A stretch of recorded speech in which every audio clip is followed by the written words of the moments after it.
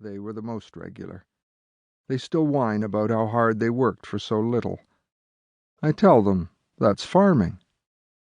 We could have probably taken the more economical route of hiring farm hands, since the boys ate like horses and had a tendency to break furniture and tools. But we achieved an enormous amount of work, and I loved relearning the world of the young. I like to think we gave them some good directions about living in the world. They all spent varying amounts of time on the farm, working for room and board and wine. There was lots of partying and very little cash. When we look back now at those first 6 years, none of us can believe how much we accomplished. As the initial building, fencing, and rebuilding years drew to a close, I recognized I would eventually write about the farm, but some instinct demanded I find a way to tell its story within the natural history of farming itself. The question is, how do you write the natural history of a farm, when such histories tend to follow a linear logic? A farm isn't logical, as anyone who's had a foot stepped on by a clueless horse, or watched the third crop of peas fail to sprout, will tell you. I realized the only way I could write this memoir was by association.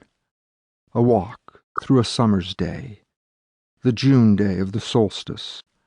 A walk that simultaneously remembers winter snows, sunflowers, the dinner-time song of the sheep, history, and the taste of acid soil.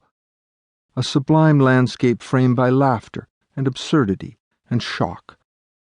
An 18-year-long day that includes both the past and the future of living on the land, tracing the path that led hunter-gatherers to the factory farm and globalization. Just as we have learned to respect the educational and social fountain of native teaching tales and their great resources, it became obvious to me that the tradition and science of farming could also be told through the magic of story. Rural living is an eccentric pursuit, in the same way that beauty is an eccentric pursuit. An exercise in nonlinear thinking as much as a series of rational steps. It's both a logical and an intuitive act, like running an obstacle course. It seems easy until you attempt to make a machine that can do it. Although our business name is Willow Pond Farm, we came to refer to this land as Trauma Farm, because we soon realized beauty also demands a little terror and laughter, and that this story would have to follow the form of the farm, and not the romantic or scientific myths we inflict upon it. Farming doesn't have a long history by evolutionary standards. The Earth is approximately 4.5 billion years old, whereas emmer wheat was first utilized around 19,000 years ago. Its systematic cultivation began a mere 12,000 years in the past, closely followed by einkorn wheat. That's when the small farm began.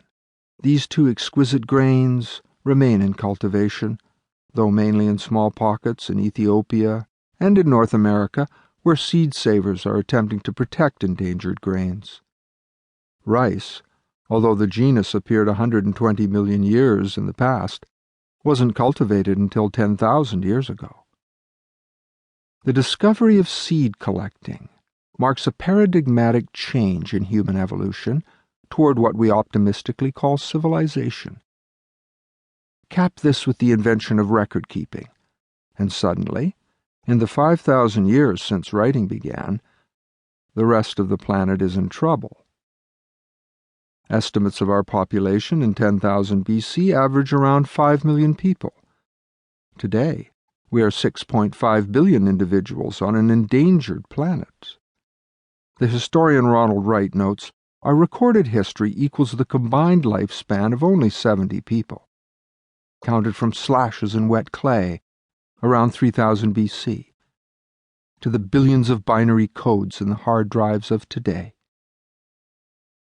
Modern economics and simplistic thinking have made farming even more cruel and dangerous than it has been historically. Thousands of pigs clamped screaming into sterile environments, fields flooded with contaminated sewage sludge, frog genes crossed with tomatoes, potatoes that are also pesticides in the brave new world of genetic modification.